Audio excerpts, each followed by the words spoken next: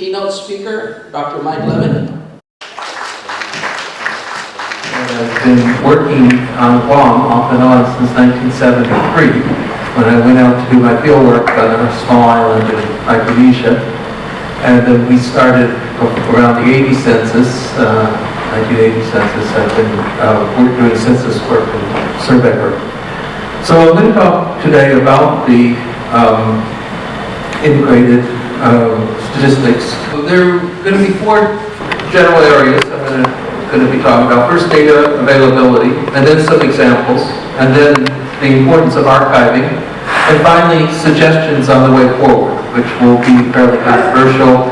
I'm speaking only for myself and not for the University of Guam or even the Knowledge of Guam project. The three things that the Knowledge of Guam goals are access, quality, and analysis. I'm going to be talking about mostly how you get the data, so access. And these are the objectives. Looking for a database of Guam data sets is really important. So you don't duplicate effort, and you also maximize the possibility of getting data. You need a website. I'm going to talk a little bit about monographs, putting together data, both historic and contemporary data, for Guam as well as for individual villages, and then the survey program. Okay, so there are three parts to any integrated statistical system. You need censuses, you need intercensal surveys, and you need administrative records. This is true whether it's a whole country, like the US, or a state, or I've worked in a number of countries around the world. We did this in Kenya. You have to think in terms of all three, so you have an integrated system. Guam has parts, but not all of it at this point. All right, I'm going to talk about census first. And because Guam is a territory, not a state, there are a lot of problems with census. There are three types of censuses which you get from the federal government. You get the decennial census and the economic census. Both of these come from the Census Bureau. The agriculture census now comes from the Department of Agriculture. The decennial census is years ending in 0, and then the other two are 4 years ending in 2 and 7, but they're usually taken the following year. This is a problem, because you only get the decennial census every 10 years, and things happen on Guam between the years ending in 0, so you have to have something else to fill in the blanks. If you were a state, you would have things automatically, but because you're not a state, you get nothing. Unless you are lucky enough to get something to fund it. To do a decennial census, there's a memorandum of understanding. Now, a memorandum of understanding that Guam uses and the other insular areas use is quite different from what happens in the states. In the states, the Census Bureau does everything and is centrally located. Here, you do the data collection independently of the states, and then you send it away to the U.S. where it's coded, sometimes properly, sometimes improperly, and then captured, and then edited, tabulated, and then things are returned to you. And among the things that are returned to you are printed reports, although there are now fewer and fewer printed reports because everybody goes, they want it electronic. And then it's good for people like Hanukkah, because it used to be that if someone came into the office and wanted a table, you had to give them the whole book of tables or make some effort to Xerox it or something like that. Now you can simply, because everything is electronic, you can go to you can go to the specific page and simply print it. There are summary files that you get, which give lower level geography than in the printed reports. Definitely down to the village level, but I don't know whether it goes below that here. I can't remember. You get something called a PUMS, which is a public use microdata sample. And if you were a state, you would get a 5% sample. Here you get a 10% sample. You in the Virgin Islands get this. American Samoa and Sinai gets nothing. But the problem with your 10% sample is there's nothing lower than the whole Guam. You can't get any village level data. It's not on the PUMS. All you get is the total Guam. But if you're somebody who's doing research and you're interested in looking at progression analysis or multivariate analysis, then you'll have a data set. It's a 10% sample. So you can look to see how one variable is related to another variable. It's good for students. so forth. And you've had that for, I think, the 90, the 2000, and the 2010, they're published microdata samples. And then maps, and you get maps. You don't get where the houses are, but you get the outlines of the maps. The states get that too. The states get more because in their PUMs, they all have lower level geography. You don't have that. So you're kind of stuck. And if you want a special tabulation, it used to be, when I was in the Census Bureau, I used to run those for Guam. They charge Guam. I don't know what happens now. I think it just takes a long time and it's expensive to do it. And of course you don't get microdata. You get the PUMs, but it's not the same thing. All the geography is removed, so you can't do anything at lower level geography. These are some of the topics. I'm not going to go through all of the topics. You probably know them. But I will point out, if you look at the bottom of the first column, you'll see military civilian. So in terms of the build-up, a person who wanted to could cross at the wrong level, at least military by civilian, all these other characteristics. So the age and sex of military versus civilian, ethnicity, language, and so forth in the enumerated population. We'll talk more about some of these other characteristics in a few minutes. Now, I talked about the one element, which is the census. The second element are intercensal surveys. And so between censuses, you get surveys. Unfortunately for you, you don't get anything that you would get if you were a state. You don't get the current population survey, which is called CPS, which is taken every month. You don't get the survey of income and program participation, called SIP. You don't get the American Community Survey, which is really the worst thing that is happening to you statistically, because in the states, every month, 1/120th of the population is censused, enumerated, and then they compile statistics over time from that. You don't get that. You should be getting it, but you're not getting it. The other thing is the Household Income and Expenditure Survey, which we'll talk about later. You need periodic expenditures in order to revise your CPI. The last time you had an income and expenditure survey was 2005. Things have changed since 2005, but your current price index remains the same because it's only adjusted when you have an income and expenditure survey. Okay, but these are things you do have. You have recurring labor force surveys. Now there was a time in the 90s when it was quarterly, I think from the 70s through the 90s. Now it's, I think, once a year, not very often, and that's not a good thing. Even though seasons, you don't have seasons here, you definitely have changing patterns when people are in school, when people are not in school, when there's summer vacation, when there's Christmas, and all these things. So you only do it once a year. You only get 1 point in time each year. If you have it, I think you normally do it in March or April, which is when you should do it because that's when people are thinking about paying taxes and other kinds of things. So you're already thinking statistically. You have an annual health survey in the Public Health and Social Services. I think you have that still. I meant to ask, but anyway, you should have health surveys. And there are other surveys.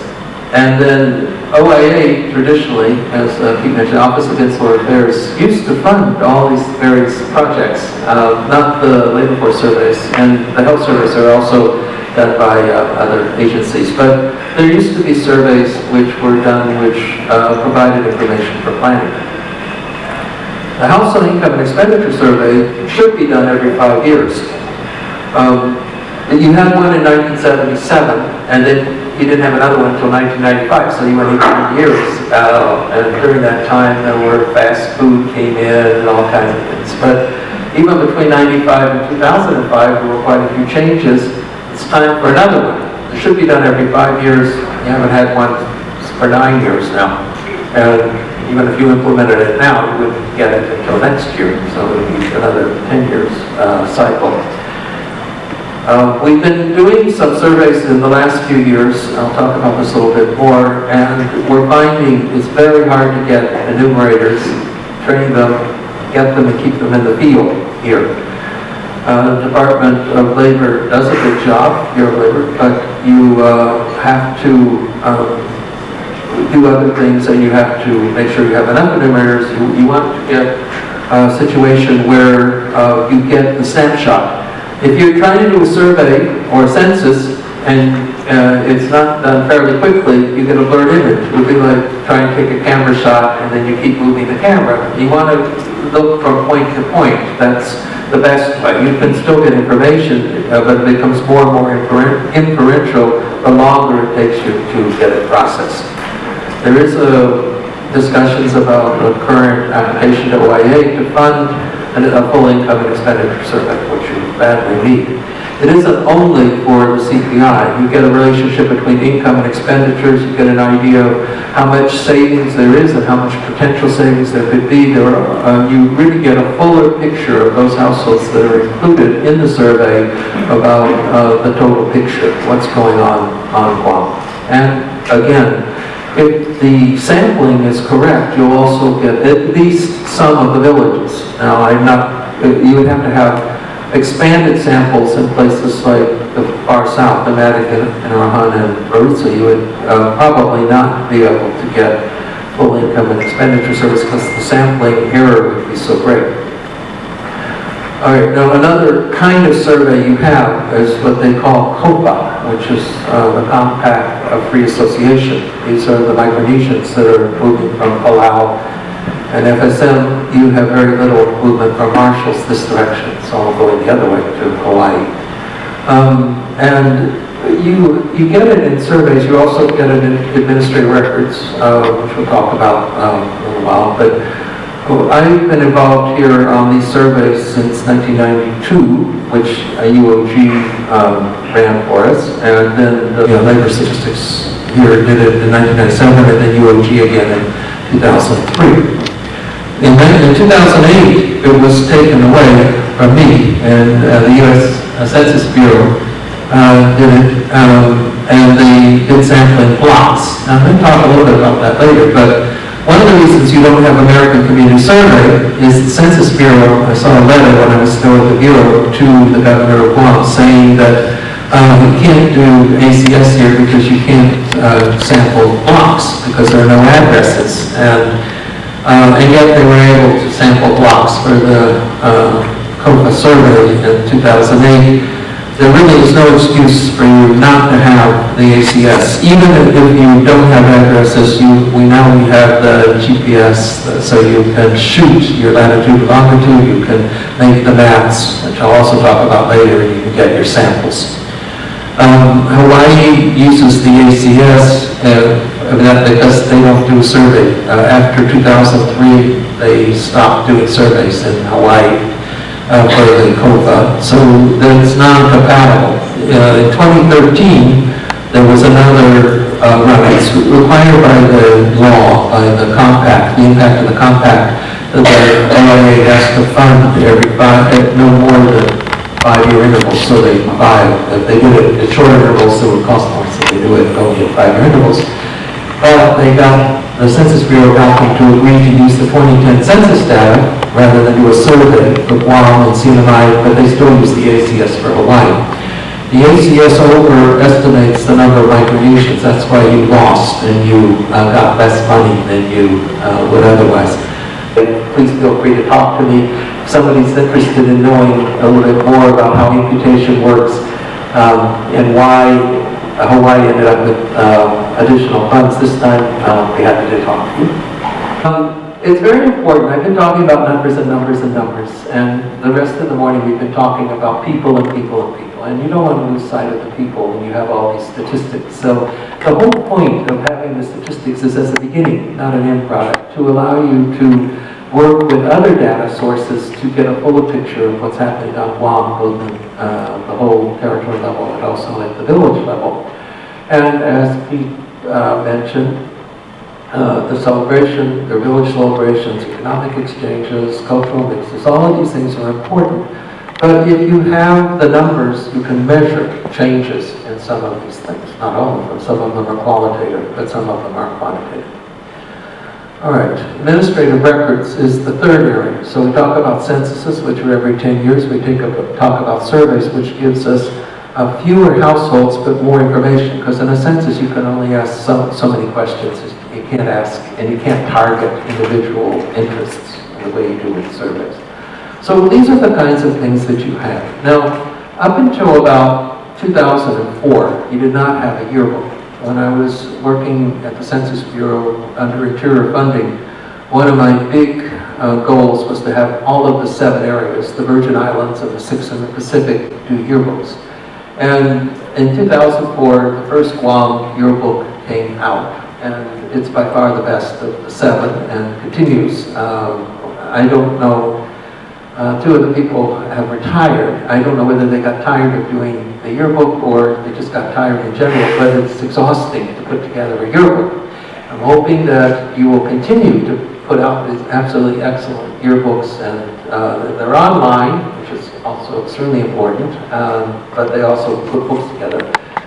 I think the next one, the 2013, is going to be about half the size of the 2012, because at this point we need to assume that people can look back at earlier yearbooks and you don't have to repeat all of the information every year. Births, deaths, marriages, and divorces come from public health. It's very important that you don't lose your data, so that you want to maintain all of that. You get WIC, you get hospital immunizations, you get all sorts of things from public health which go into the yearbook and which help for planning, and measuring over time how things are changing. Infrastructure. Infrastructure is incredibly important, as has been mentioned several times this morning already, and you need to have ways of monitoring that. I'm not going to talk too much about it. The COFA, the administrative records for the impact of the compact, uses a lot of infrastructure and other kinds of resources. All the various agencies have that, and fortunately for Guam, almost all agencies are forthcoming with their data. There are a few exceptions. Some of them because they don't want to share the data, and others because they haven't been able to put together the data in a way that conforms to the conventions of the Guam Statistical Yearbook. This is a slide, an excellent slide that Pete's put together, which I don't think you showed earlier, but all of these things that are listed here are things which are measurable. Well, it depends. I mean, even use is a general term. You have to operationalize it to get the statistics, but in fact, this is really an excellent list of things which are important in monitoring infrastructure on Guam. You have an incredible, I've worked in the Guam Visitors Bureau. Is there anybody here from GDP? Well, you can pass this on. They're an incredible organization, statistically, and I think every other way too. But I can't speak highly enough for the quality of statistics which comes out of there, and promptly too. Obviously, you need that. You need to have feedback as quickly as possible. But it isn't only the visitors that you get. You get migrant people who are planning to stay here, people who are passing through. You'll get an incredible amount of information, including their occupation and other demographic and social information. And this gives you entry. And of course, you also get immigration and customs. You get the characteristics, as I said, and you get information on the freely associated people. What you don't have that you need is exit forms. You get the census in 2000 or 2010, and you're not going to get another census until 2020. So you're not going to get a complete accounting. You won't know how many people there are on Guam right this minute unless you use what we call population equation. So in order to get how many people there are now, we took what we should be taking, what was counted in 2010, adding the births, which you get, subtracting the deaths, which you get, adding the people who move in to Guam, which you get, and subtracting the people who move out of Guam, which you do not get. And without that, you can't get a complete estimate of the population. You can get an estimate because you can take the population from 2000 to 2010, and you can interpolate, then you can extrapolate onward after that. So you get an estimate of how many are here. But because you don't have the people who exit, you can't get it too precise. You need exit forms. But that's not really GDP's. I mean, it would be nice if they could do it. It really has to be done with the airlines, because about the only way people get onto and off of this island is by air. There are a few boat people, but we don't call them boat people. But there are a few people who come by boat, but you can almost throw those people away, and it wouldn't make any difference in your estimates. So there needs to be some kind of cooperation. I've been here on island when we've done experiments sending people into the departure areas to run surveys and that kind of thing. You can do that, and that will give you some estimate. All right, conclusions on the data. We have the 2010 and earlier census data, so we can do trends. We have the current labor force surveys and other surveys, and we have this really excellent statistical yearbook. Again, I want to keep coming back to the fact that besides the numbers, there's the whole issue of quality of life and what's involved in having a good, the statistics help because they tell you how things are changing, how many people are in poverty, how many people using food stamps, how many people are doing this and that. But then you have to take into account other characteristics of the population. Okay, this is the second part. I want to talk a little bit about the use of the statistics and how you can look at things with specific orientation. So, for example, if you want to have information for a particular village, you have quite a few sources of information. You have the census first, and depending on the village, you can go all the way back to 1920 if you want to. Most people won't. And then you can go through 2010. You have the printed reports, you have some summary files, but you don't have pumps. You cannot make your own tables. You can only use tables that are available. You have surveys, and some of the surveys are at the village level. There are some that are specific to certain villages, but as I was saying, for the current labor force survey, only certain large villages would you have enough houses to actually be able to use those data. And then you have administrative records. So you can get births and deaths by village and public safety, education, and so forth. Those are going to be available. So you could get, for a particular village, a detailed profile of that village. We did one once when I was working with Joe Kinata in Congress, so that's about 25 years ago. We did one for Guam, and you can get a lot of information is available. Okay, and we do want to address community needs when we do any kind of document like this, but you do need that. Okay, I already mentioned, in fact, the second example. If you're interested in military and civilian, comparing the military and civilian characteristics, there are data. Now, you don't get all the data because some military data aren't available, those on military bases. But you still can get together a profile of military versus civilian. One year, I think it was the 1980 census, we ran all the tables for military and civilian. Susan Ham had made a request. At that time it cost $7,000, which would probably be $20,000 or $25,000 now. So these things are not cheap if you work through the Bureau. And I don't know what to tell you. I'm going to give you suggestions of things that now that I'm no longer in the federal government and I'm no longer even at Harvard, I can say that I couldn't really say before. So be aware that's coming. These are things, again, that things are important, and I agree on things you could look at, military versus civilian. Now, the third category. Please, if you don't listen to anything else, if you're already asleep from hearing too much on statistics, please wake up and up for this. You need to back up all electronic data files. And then you need to back them up again. And then you need to back them up and keep them in a secure place. And that doesn't mean the next desk, the one next to you. Every time I go into the public health social services, I just get really, really nervous. I'm just waiting for a toilet to overflow and go down to one floor and ruin all of the birth records before they peak. You have problems here. You may never have noticed it, but you actually have typhoons here. And you may not have noticed, but you actually have earthquakes here. And those things can do damage to buildings and therefore to the data. You need to back up your data, keep them in a secure place, and then you need to back them up and keep them someplace else on Guam. which is also secure, which in most countries is a bank vault. You find either Bank of Hawaii or First Hawaiian or Bank of Guam, and you get a vault, and you keep it outside of your own office. And if you're worried about other offices getting into your data and messing it up, you can avoid that. And then you need to back it up and keep it someplace off island.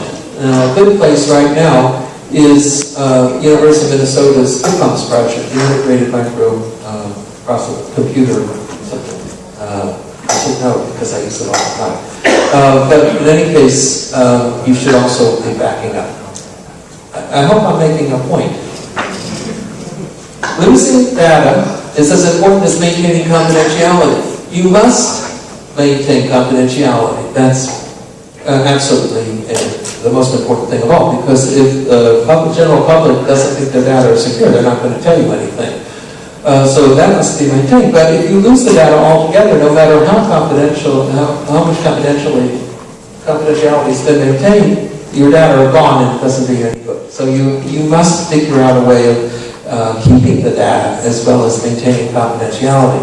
So archiving is crucial, especially now that people do trends analysis. Before microcomputers, you always had to go to a computer center to try to get people to do trend analysis. Now you can do it yourself if the data are available. And that can be extremely helpful. If you're putting in a sewer or electricity or water or something in an area of Minchigo or Dedido that you have some people living there and you want their characteristics, so you get some idea of how big the pipe has to be to flow the sewer and the water. You have a law now. I just got this, well, I peeked on it, so I gave it to me, that there's a bill 234 that requires Office of Technology to establish protocols for backing up critical electronic data. You need to back up your data. You need to do it so you won't lose data. Apparently, the system crashed, and 3,000 birth records were lost and have to be rekeyed. Immunization records are also important. I mean, all records are important. But the thing when we were working together in the old days of DOS on Guam, there was a beautiful integrated statistical system because the people doing the current labor force surveys, the people doing the birth and death records, and GBB, everybody used the same computer package to process the data. So if somebody had a problem, they could call someone else, usually Monica. But somebody you could talk to, so you could figure out your problem. You didn't have to go off island. But if you're trying to do a new package that somebody's imposed on you, then you often have problems. Then you have to call off island or try to work it out. And the best thing you can do is have an integrated system throughout the island. So you use the same general packages and you use the same conventions, and then you're going to be a lot better off. This is the last part of the talk, what Guam needs to do now. For the rest of the day, during these meetings, I'm hoping that this talk is going to generate some discussion about what you need, both individually and for your village and for Guam as a whole. And I think the additional surveys and administrative records will become apparent through the day. But you do need to develop an integrated database of available surveys, both tabulations and microdata to do trends analysis. You need to develop a website for easy access for researchers, students, and government agencies. That's in the scope of work already mentioned earlier today. And please, you need to archive. I mean, archiving, I can't stress it enough. You've already seen why you have to archive when you have this problem with the births and deaths. You don't want to go around spending time rekeying things, especially births and deaths, which are not fully keyed as far as I know, all the way back. You want to try to go all the way back to the beginning, and so in the early 1900s, because once it's gone, and things need to be, everything needs to be digitized now. I mean, that's the direction we're going. And paper can go away, so can electronic. Electronic even easier. That's why you back it up and put it in a number of places. Now I'm going to talk to you, this part is a little bit more controversial. Things that you should be demanding, that I think you should be demanding. This is not, as I said, it's not what UOG is saying, this is my own. You should insist on inclusion in the American Community Survey. Now, how are you going to get that? You're going to get that when your delegate, Madeleine Bordallo, is going to go to the hearing in the Capitol for the Census Bureau's funding and demand that the American Community Survey come to Guam and the other areas. I mean, it should be her, it should be the one for CNMI, Virgin Islands, and American Samoa. She shouldn't have to do it alone. But there is absolutely no reason in the world why you shouldn't have the American Community Survey. It's in the title, it's in the enabling legislation for the Census Bureau that as long as there's funds, they do whatever is done in the states. So though she may have to put in funds, but it's not going to be that much. It's going to be more money than it would be on a per capita basis to do it in a state because you're a small territory. Well, I mean, you're a large territory compared to American Samoa and CNMI, but small compared to any of the states. You need to be included in the continuing and the one-shot surveys. You certainly, I don't know about CPS because CPS is going to cover what the American Community Survey covers, and you can make your American Community Survey such that it covers SIP as well. But you should have surveys, and the surveys you do have, the labor force surveys, my suggestion that I made years ago was you do it quarterly, but you take the quarter and divide it in 3 parts, so you do your sample for the quarter, but you have continuing enumerators who this is their job. So every month they go and do 1/3 of the sample for that quarter, and so you can then have a running average. You could smooth your results over time, and you'll have employment and unemployment over time, and we've been able to even pull out the FAS from the survey. There are enough people in there for the freely associated states to see how many Micronesians are working, and how many are unemployed through that survey. But you need to do it. And then you need more involvement in the 2010 results and the 2020 planning. I'm sure that Monica would have a lot to say about that if she were the one giving this talk. OIA is another organization that you should be doing more interaction with. There used to be a rep on Guam, and they've gotten rid of most of their reps. So you need to ask them to reinstate the Statistical Enhancement Program, which was a great program that ran from 1991 to 2006 when they closed it down. One problem with OIA you're going to find is they would rather not know any kinds of problems. So if you don't do surveys, you can just keep your head stuck in the ground and you won't have to respond to requests from Guam for funding to alleviate issues that show up in surveys, like the COFA. The financial and technical assistance, now you do have right now, fortunately the Department of Defense is helping you with the knowledge of Guam, but that may not go on forever. And OIA, in its mandate, is required to respond to requests from Guam to fund statistical and other projects. So you need to try to be working with them on this. And we used to, in the 90s and the early 2000s, have training programs. And those training programs were really very good. Some were in-country, or in this case on Guam, and some were like in Hawaii. We used to have at East-West Center, and then later at the Census Bureau, bringing people from the various territories together. This is good because then if you have a problem and you know that someone from another territory has faced the same problem, you can, and it's even better now. Now we can chat. You can, you can solve your problems. I can't tell you the number of times I've helped African countries resolve problems through Facebook, because you don't have to do it officially. You do it informally. No written record. There's a written record if you print it, but basically it's there.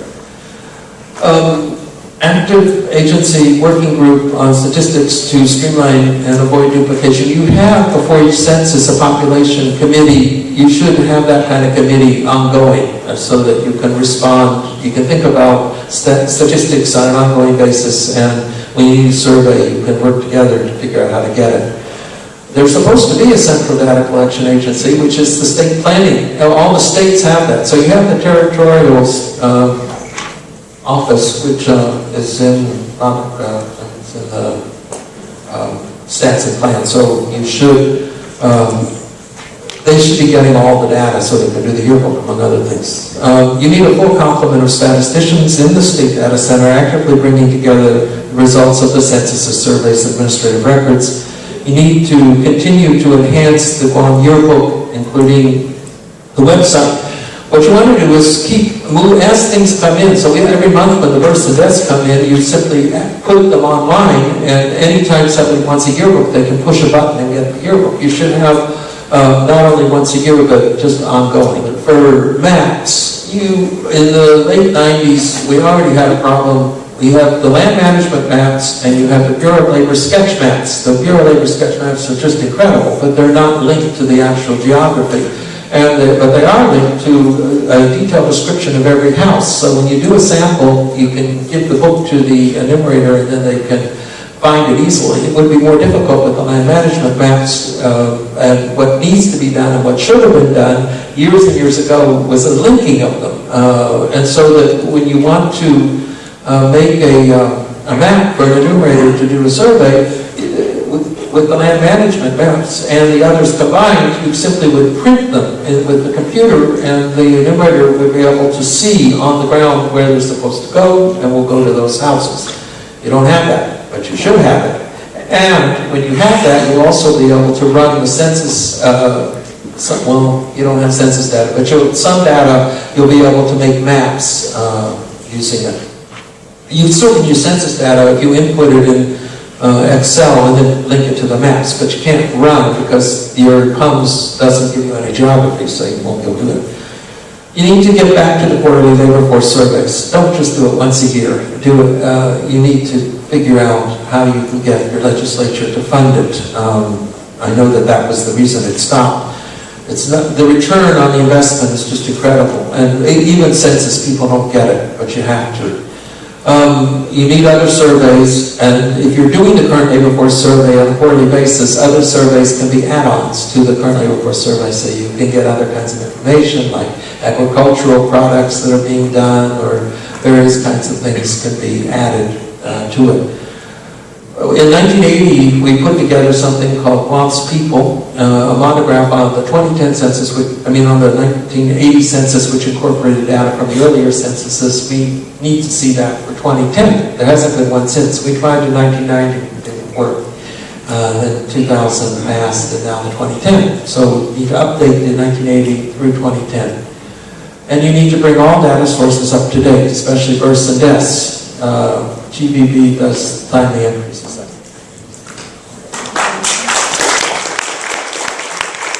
To the Governor's Office, the Department of Defense, Office of Economic Adjustment, University of Guam, cooperators in the grant as the administrating entity, as well as all the NGOs and organizations. The legislature, the senators that made it possible to help continue our conversation, and all the mayors, council participants, especially the mayor of Baragata and the vice mayor. On behalf of the Knowledge of Guam project team, thank you for participating and helping us complete a critical phase of our project.